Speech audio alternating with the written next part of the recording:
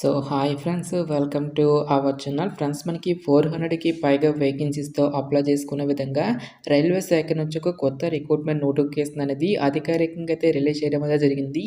ఈ యొక్క పోస్టులకి సెలెక్ట్ అయినటువంటి క్యాండిడేట్స్కి మంత్లీ వచ్చేసరికి 80,000కి పైగా మనకి శాలరీ అనేది రావడం అనేది జరుగుతుంది గైస్. ఎటువంటి CB22 ఎగ్జామినేషన్స్ అంటూ కూడా మనకి ఏమి కూడా కండక్ట్ అయితే చేయరు. మేల్ అండ్ ఫీమేల్ క్యాండిడేట్స్ అందరూ కూడా ఈ యొక్క జాబ్స్కి ఆన్లైన్లో అప్లై అనేది చేసుకోవచ్చు. ఈ విధంగా ఈ యొక్క నోటిఫికేషన్కి సంబంధించి కంప్లీట్ డీటెయిల్స్ అన్నిటినీ కూడా ఈ యొక్క వీడియోలో డిస్కస్ అయితే చేద్దాం. సో ఎవరు కూడా స్కిప్ అయితే చేయదు గైస్. ఫస్ట్ టైం మన ఛానల్ని విజిట్ చేస్తున్నట్లయితే కనుక సబ్స్క్రైబ్ అయితే చేసుకుని బెల్ ఐకాన్ కూడా యాక్టివేట్ చేసి పెట్టుకోండి. ఇంకా ఎవరైనా వీడియోని లైక్ చేయనట్లయితే కనుక డెఫినెట్గా వీడియోని లైక్ చేసేటువంటి ప్రయత్నం అయితే చేయండి guys. Okay, let's start the video. First of all ఈ యొక్క పోస్టులకి సంబంధించి ఇంపార్టెంట్ డేట్స్ విషయానికి వచ్చేట్లయితే కనుక మనకి ఇవాల్టి నుంచి కూడా అప్లికేషన్ ప్రాసెస్ అనేది స్టార్ట్ కావడం జరుగుతుంది. ఇక లాస్ట్ డేట్ విషయానికి వచ్చేట్లయితే కనుక September 8 వరకు కూడా ఈ యొక్క రిక్రూట్మెంట్కి ఆన్లైన్లో అప్లికేషన్స్ అనేవి సబ్మిట్ అయితే చేసుకోవాల్సి అయితే ఉంటుంది. సో ఇక పోస్టులకి సంబంధించి సెలక్షన్ ప్రాసెస్లో భాగంగా కంప్యూటర్ బేస్డ్ ఎగ్జామినేషన్కి సంబంధించిన డీటెయిల్స్ అన్నింటినీ కూడా ఫర్దర్గా మనకి ఆఫీషియల్ వెబ్సైట్లో అయితే అనౌన్స్ అనేది చేయడం అయితే జరుగుతుంది గైస్. నెక్స్ట్ ఈ యొక్క వేకెన్సీస్కి ఎవరెవరు అప్లై చేసుకోవచ్చు అని చూసుకున్నట్టయితే కనుక జస్ట్ మీరు ఇండియన్ సిటిజన్ అయితే సరిపోతుంది గైస్. మీరు ఏ స్టేట్కి చెందిన వారైనా సరే ఈ యొక్క జాబ్స్కి అప్లై అనేది చేసుకోవచ్చు. సో మీరు ఆంధ్ర అయినా తెలంగాణ అయినా ఈ విధంగా మీరు ఏ స్టేట్కి చెందిన వారైనా సరే ఈ యొక్క జాబ్స్కి అప్లై అనేది చేసుకోవచ్చు. నెక్స్ట్ ఈ యొక్క పోస్టులకి సంబంధించి అప్లికేషన్ ప్రాసెస్ విషయానికి వచ్చేట్లయితే కనుక ఓన్లీ ఆన్లైన్లోనే అప్లై చేసుకోవాల్సి అయితే ఉంటుంది. సో ఇక అప్లై లింక్స్ అన్నిటినీ కూడా వీడియో డిస్క్రిప్షన్లోనూ కామెంట్ సెక్షన్ అయితే ప్రొవైడ్ అయితే చేస్తాను గైస్. నెక్స్ట్ ఈ యొక్క పోస్టులకి సంబంధించి అప్లికేషన్ ఫీజుకి సంబంధించిన డీటెయిల్స్ కనుక చూసుకున్నట్లయితే కనుక ఆల్ ఉమెన్ క్యాండిడేట్స్తో పాటు SC ST ex servicemen transgender క్యాండిడేట్స్తో పాటు ఎకనామికలీ బ్యాక్వర్డ్ క్లాసెస్కి సంబంధించిన క్యాండిడేట్స్ అందరూ కూడా 250 రూపీస్ అప్లికేషన్ ఫీజు అనేది పే చేస్తే సరిపోతుంది గైస్. సో రిమైనింగ్ కేటగిరీకి చెందినటువంటి క్యాండిడేట్స్ అందరూ కూడా 500 రూపీస్ అప్లికేషన్ ఫీజు దాన్ని ఆన్లైన్లో పే చేయాల్సి అయితే ఉంటుంది. వన్స్ అగైన్ మీరు కంప్యూటర్ బేస్డ్ ఎగ్జామినేషన్కి అటెండ్ అయిన తర్వాత ఈ యొక్క అప్లికేషన్ ఫీజు అనేది మళ్ళీ మీకు రిఫండ్ అనేది చేయడం అనేది జరుగుతుంది గైస్. SC ST క్యాండిడేట్స్తో పాటు ఇక్కడ ఇచ్చేటువంటి ఈ యొక్క కేటగిరీస్కి సంబంధించిన క్యాండిడేట్స్ అందరికీ కూడా 250 రూపీస్ అప్లికేషన్ ఫీజు అనేది పే చేయడం జరుగుతుంది.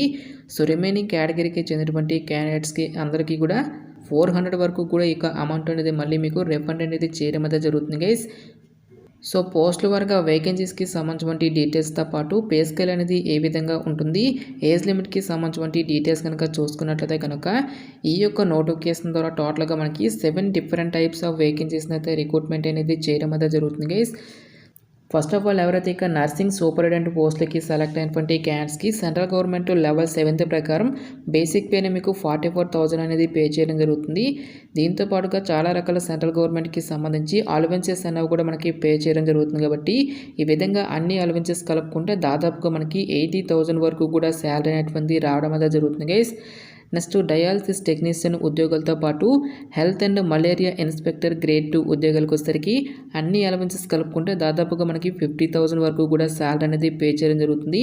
ఫార్మసిస్ట్ ఉద్యోగాలతో పాటు రేడియోగ్రాఫర్ ఎక్స్రే టెక్నీషియన్ ఉద్యోగాలకు వచ్చేసరికి అన్ని అలవెన్సెస్ కలుపుకుంటే దాదాపుగా మనకి 40,000 వరకు, ECG టెక్నీషియన్ ఉద్యోగాలకు వచ్చేసరికి 35,000, ల్యాబొరేటరీ అసిస్టెంట్ గ్రేడ్ 2 ఉద్యోగాలకు వచ్చేసరికి దాదాపుగా మనకి 30,000కి పైగా మనకి శాలరీ అనేది రావడం అయితే జరుగుతుంది. నెక్స్ట్ ఏజ్ లిమిట్ విషయానికి వచ్చేట్లయితే కనుక నర్సింగ్ సూపరింటెండెంట్ ఉద్యోగాలకు వచ్చేసరికి మీకు మినిమం ఏజ్ అనేది 20 years అయితే కంప్లీట్ అయి ఉండాలి.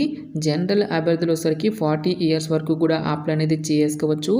డయాలసిస్ టెక్నీషియన్ ఉద్యోగాలకు వచ్చేసరికి 20 to 33 years లోపు ఉన్నటువంటి candidates, health and malaria inspector grade 2 ఉద్యోగాలకు వచ్చేసరికి 18 to 33 years లోపు ఉన్నటువంటి క్యాండిడేట్స్, ఫార్మసిస్ట్ పోస్టులకు వచ్చేసరికి 20 to 35 years లోపు ఉన్నటువంటి క్యాండిడేట్స్, రేడియోగ్రాఫర్ ఎక్స్రే టెక్నీషియన్ ఉద్యోగాలకు వచ్చేసరికి 19 to 33 years లోపు ఉన్నటువంటి క్యాండిడేట్స్, ECG టెక్నీషియన్ ఉద్యోగాలతో పాటు ల్యాబొరేటరీ అసిస్టెంట్ గ్రేడ్ 2 ఉద్యోగాలకు వచ్చేసరికి 18 to 33 years లోపు ఉన్నటువంటి క్యాండిడేట్స్ అందరూ కూడా ఈ యొక్క జాబ్స్కి అప్లై అనేది చేసుకోవచ్చు. సో ఇక్కడ మెన్షన్ చేసేటువంటి ఈ యొక్క ఏజ్ అనేది మనకి జనరల్ అభ్యర్థులకి సంబంధించిన ఏజ్ లిమిట్ మాత్రమే. నెక్స్ట్ మనకి క్యాస్ట్ వైజ్గా కూడా మనకి ఏజ్ రిలాక్సేషన్స్ అనేవి ఉంటాయి కాబట్టి ఓబీసీ క్యాండిడేట్స్కి 3 years, SC ఎస్టీ క్యాండిడేట్స్కి 5 ఇయర్స్, నెక్స్ట్ పీడబ్ల్యూడీ క్యాండిడేట్స్కి వచ్చేసరికి 10 ఇయర్స్ వరకు కూడా మనకి ఏజ్ రిలాక్సేషన్ అనేది కూడా ఇవ్వడం అనేది జరిగింది. సో పోస్టుల వారుగా ఎసెన్షియల్ ఎడ్యుకేషనల్ క్వాలిఫికేషన్ విద్యా అర్హత విషయానికి వచ్చేట్లయితే కనుక నర్సింగ్ సూపరింటెండెంట్ ఉద్యోగాలకు వచ్చేసరికి ఎవరైతే జనరల్ నర్సింగ్ అండ్ మిడ్వైఫరీ అనేటువంటి ఈ యొక్క కోర్స్ అనేది కంప్లీట్ చేసినటువంటి క్యాండిడేట్స్ ఉంటారో వాళ్ళు మాత్రమే ఈ యొక్క జాబ్స్కి అప్లై చేసుకోవాల్సి అయితే ఉంటుంది. ఈ యొక్క క్వాలిఫికేషన్ అనేది మీకు లేనట్లయితే కనుక సో మీరు బీఎస్సీ నర్సింగ్ చేసినా సరే ఈ యొక్క వేకెన్సీస్కి అప్లై అనేది చేసుకోవచ్చు. Next health and malaria inspector grade 2 ఉద్యోగాలకు వచ్చేసరికి ఎవరైతే బీఎస్సీ కెమిస్ట్రీ అనేది కంప్లీట్ చేసి దీంతో పాటుగా 1 ఇయర్ డిప్లొమా అనేది కూడా మీరు కంప్లీట్ చేయాల్సి అయితే ఉంటుంది. సో ఇక డిప్లొమా అనేది ఎందులో కంప్లీట్ చేయాలి అని చూసుకున్నట్టయితే కనుక హెల్త్ ఆర్ శానిటరీ ఇన్స్పెక్టర్ అనేటువంటి ఈ యొక్క స్పెషలైజేషన్లో మీరు డిగ్రీతో పాటుగా డిప్లొమా అనేది ఎవరైతే కంప్లీట్ చేసినటువంటి క్యాండిడేట్స్ ఉంటారో వాళ్ళు మాత్రమే ఈ యొక్క జాబ్స్కి అప్లై చేసుకోవాల్సి అయితే ఉంటుంది. ఈసీజీ టెక్నీషియన్ ఉద్యోగాలకు వచ్చేసరికి సైన్స్ విభాగంలో ఎవరైతే ఇంటర్మీడియట్ ఆర్ గ్రాడ్యుయేషన్ డిగ్రీ అనేటువంటి దాన్ని కంప్లీట్ చేసి దీంతో పాటుగా మీరు డిప్లొమా అనేది కూడా కంప్లీట్ చేయాల్సి అయితే ఉంటుంది. ఎవరైతే ECG laboratory technology, cardiology technician, cardiology techniques అనేటువంటి ఈ యొక్క బ్రాంచెస్లో మీరు డిప్లొమా ఆర్ డిగ్రీ అనేది కంప్లీట్ చేసినా సరే ఈ యొక్క జాబ్స్కి మీరు అప్లై అనేది చేసుకోవచ్చు. ఫైనల్గా మనకి ల్యాబ్ అసిస్టెంట్ గ్రేడ్ 2 ఉద్యోగాలకు వచ్చేసరికి సైన్స్ విభాగంలో ఎవరైతే యొక్క ఇంటర్మీడియట్ అనేది కంప్లీట్ చేసి దీంతో పాటుగా మీరు diploma in medical laboratory technology DMLT course అనేది ఎవరైతే కంప్లీట్ చేసినటువంటి క్యాండిడేట్స్ ఉంటారో వాళ్ళు మాత్రమే ఈ యొక్క జాబ్స్కి అప్లై చేసుకోవాల్సి అయితే ఉంటుంది. సో ఎటువంటి ఎక్స్పీరియన్స్ కానీ ఎటువంటి ఎక్స్ట్రా సర్టిఫికేట్స్ అంటూ కూడా మనకి ఏమీ కూడా ఉండాల్సినటువంటి అవసరం అయితే లేదు గైస్. సో ఇక పోస్టులకి సంబంధించి సెలక్షన్ ప్రాసెస్ అనేది ఏ విధంగా ఉంటుంది అని చూసుకున్నట్టయితే కనుక కేవలం మనకి ఒకే ఒక రిటన్ ఎగ్జామినేషన్ ద్వారా ఈ యొక్క వేకెన్సీస్కి ఎంపిక అనేది చేయడం జరుగుతుంది. సో ఎటువంటి ప్రిలిమ్స్ కానీ ఎటువంటి మెయిన్స్ అంటూ కూడా మనకి ఏమి కూడా కండక్ట్ అయితే చేయరు గైస్. సో ఇక్కడ మనకి కంప్యూటర్ బేస్డ్ ఎగ్జామినేషన్కి సంబంధించి డీటెయిల్ సిలబస్ అనేది కూడా ఇవ్వడం అయితే జరిగింది. సో మీ యొక్క ప్రొఫెషనల్ ఎబిలిటీకి రిలేటెడ్గా టోటల్గా మనకి 70 నెంబర్ ఆఫ్ క్వశ్చన్స్ అనేవి అడగడం జరుగుతుంది, 70 మార్క్స్. నెక్స్ట్ మనకి general awareness, general arithmetic, general intelligence and reasoning, general science అనేటువంటి ఈ యొక్క పర్టికులర్ టాపిక్స్ నుంచి 30 నెంబర్ ఆఫ్ క్వశ్చన్స్ అనేవి అడగడం జరుగుతుంది. టోటల్గా మనకి 90 మినిట్స్ పాటు కూడా ఈ యొక్క ఎగ్జామినేషన్ అనేది కండక్ట్ చేయడం అనేది జరుగుతుంది గైస్. ఈచ్ వన్ కరెక్ట్ ఆన్సర్కి ఇక్కడ మనకి 1 మార్క్ అనేది కేటాయిస్తారు.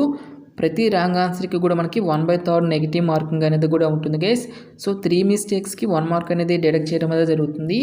ఈ విధంగా ఎవరైతే రిటర్న్ ఎగ్జామినేషన్ని క్లియర్ చేసినటువంటి క్యాండిడేట్స్కి డైరెక్ట్గా మనకి డాక్యుమెంట్ వెరిఫికేషన్ అనేది కూడా చేసేసి ఈ యొక్క వేకెన్సీస్కి ఎంపిక అనేది చేయడం జరుగుతుంది. నెక్స్ట్ ఎగ్జామినేషన్ సెంటర్స్కి సంబంధించిన డీటెయిల్స్ కనుక చూసుకున్నట్లయితే కనుక సో మన యొక్క సొంత రాష్ట్రాల్లోనే మనకి ఈ యొక్క పోస్టులకి సంబంధించి ఎగ్జామినేషన్స్ అనేవి కండక్ట్ చేసేటువంటి ఛాన్స్ అనేది ఉంటుంది. సో ఇక జాబ్ నోటిఫికేషన్ అనేది మనకి ఎక్కడి నుంచి వచ్చింది అని చూసుకున్నట్లయితే కనుక so government of India minister of railways కింద పనిచేస్తున్నటువంటి రైల్వే రిక్రూట్మెంట్ బోర్డు నుంచి అఫీషియల్గా రిలీజ్ అయినటువంటి యొక్క పర్మనెంట్ పారామెడికల్ ఉద్యోగాలకి సంబంధించిన job notification details, interest eligible candidates డెఫినెట్గా ఈ యొక్క రిక్రూట్మెంట్కి అప్లై అనేది చేసుకోండి. సో ఇక పోస్టులకి సెలెక్ట్ అయినటువంటి క్యాండిడేట్స్కి జాబ్ పోస్టింగ్ అనేది కూడా మన యొక్క సొంత రాష్ట్రాల్లోనే ఉంటుంది కాబట్టి సో డెఫినెట్గా ఈ యొక్క ఆపర్చునిటీని యూటిలైజ్ అయితే చేసుకోండి.